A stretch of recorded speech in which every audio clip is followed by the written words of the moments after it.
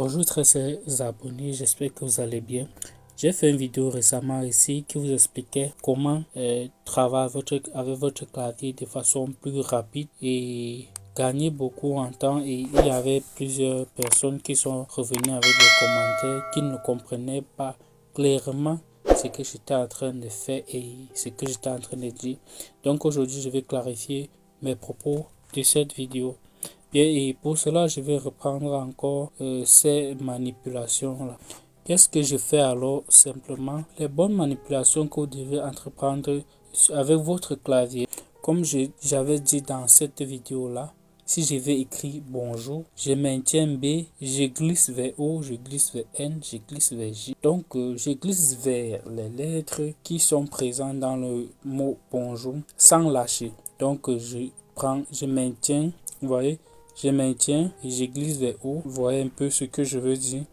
C'est très simple, tout de même comme je vais écrire bonsoir. Et d'après ce qu'on vient de faire comme configuration de notre clavier, s'il y a erreur, je fais juste un retour et ça supprime tout le mot. Et le mot reste en suggestion là. Si vous avez supprimé par erreur, vous remettez. Ok.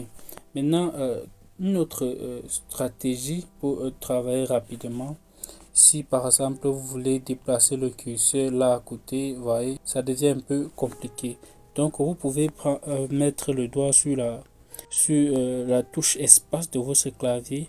Vous voyez, vous glissez. Si vous voulez aller à gauche, vous glissez à gauche. Si vous voulez aller à droite, vous glissez à droite. Et ça va déplacer le curseur pour permettre d'écrire où vous voulez. J'espère que vous avez vu. Autre chose, pour supprimer. Par exemple, on a écrit n'importe quoi. Pour supprimer, si vous avez déjà fait un long texte, c'est un peu difficile. Ça va vous prendre le temps de maintenir la touche pour supprimer. Vous mettre à appuyer pour supprimer. Bon, la meilleure façon de supprimer de façon plus rapide, c'est de maintenir la touche supprimer et glisser sur le clavier. Vous voyez, vous pouvez relâcher sans rien supprimer d'ailleurs. Vous maintenez, vous glissez. Vous voyez. Lorsque vous lâchez, ça va supprimer et ça reste en suggestion. Voici c'est ça l'avantage. Et ce que vous avez supprimé reste en suggestion. Si vous avez supprimé par erreur, vous reprenez. Donc vous maintenez et vous glissez. Vous maintenez, vous glissez. Maintenez, vous glissez et vous lâchez. Ça va supprimer. Une autre stratégie qui n'est pas très importante, je sais pas pour vous, mais pour moi pas. C'est que si vous voulez mettre, si vous écrivez par exemple soit la lettre N, là il va falloir que vous venez ici, vous cliquez et vous remettez, vous mettez N. C'est, moi je trouve un peu bizarre. Vous pouvez juste appuyer ici, vous venez sur N et c'est fait. Vous voyez, c'est à vous de corriger là, ça a choisi un mauvais N. Voilà, donc c'est fait. Vous pouvez poursuivre avec votre texte sans problème. Je crois que c'est tout ce qui restait intéressant sur la vue de surface du clavier de Google. Si vous parlez pas anglais et que vous voulez traduire du texte avec un anglophone, voilà, c'est par ici. Vous venez sur les 4 points qui sont là. Vous voyez Translate. Vous cliquez là et vous saisissez par exemple en français et ça va sortir ici en anglais. Je rappelle que ça utilise la connexion. Là actuellement je n'ai pas activé la connexion. Lorsque c'est activé, la base est réceptible. Donc vous tapez votre texte ici et ça ressort ici en haut là en langue souhaitée. Même si c'est le chinois, ça ressort toutes les langues d'ailleurs de Google Translate sont ici.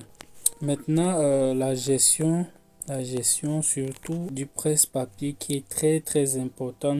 Vous pouvez sauvegarder déjà du texte dans votre presse-papier. Donc dans votre presse-papier, voilà le mien, j'ai déjà beaucoup de texte ici. Comment donc sauvegarder du texte dans le presse-papier? Voilà, on a copié le texte et on ne souhaite pas utiliser le texte maintenant. Qu'est-ce qu'on fait? On va donc venir dans le presse-papier qui est là. On va donc maintenir le texte et faire sur épingler. Quand vous épinglez, le texte va rester là jusqu'à ce que vous changez votre téléphone. Le texte va rester là-bas à jamais ou bien jusqu'à ce que vous... Alors comment donc supprimer un texte que vous avez épinglé dans le presse-papier? Vous maintenez toujours et puis vous faites supprimer ou bien vous faites tout simplement également annuler les réglages et à un moment donné ça va disparaître. Je crois que c'est tout ce que j'avais omis d'expliquer dans l'autre vidéo, que j'ai fait une vidéo complète maintenant. Si vous désirez encore plusieurs autres trucs, n'hésitez pas d'être précis dessus. La première des choses, on va donc paramétrer ces manipulations-là. Donc pour paramétrer, rassurez-vous d'abord dans un premier temps que votre clavier, que vous utilisez un clavier Google, parce qu'il y a des Samsung qui ne viennent pas dans la plupart des cas avec un clavier Google. Donc pour ce faire, vous allez tout simplement sur le Play Store, vous saisissez Google Board, voilà, Board comme ça. Je ne sais pas si je prononce bien, Google Board, et vous allez télécharger l'application du clavier. Une fois que vous avez téléchargé l'application Google Board, vous allez tout simplement ouvrir et l'utiliser comme application par défaut. Là maintenant, on va configurer cette application-ci. On va tout simplement cliquer sur paramètres ici. La langue, vous choisissez donc le français et l'anglais. Pour moi, donc ça dépendra de vous. Les préférences, j'aime quand les chiffres sont sur la première ligne, donc ça dépendra de vous. La partie que je veux vraiment vous montrer, c'est l'écriture anglicée. Donc vous allez cocher tout ici.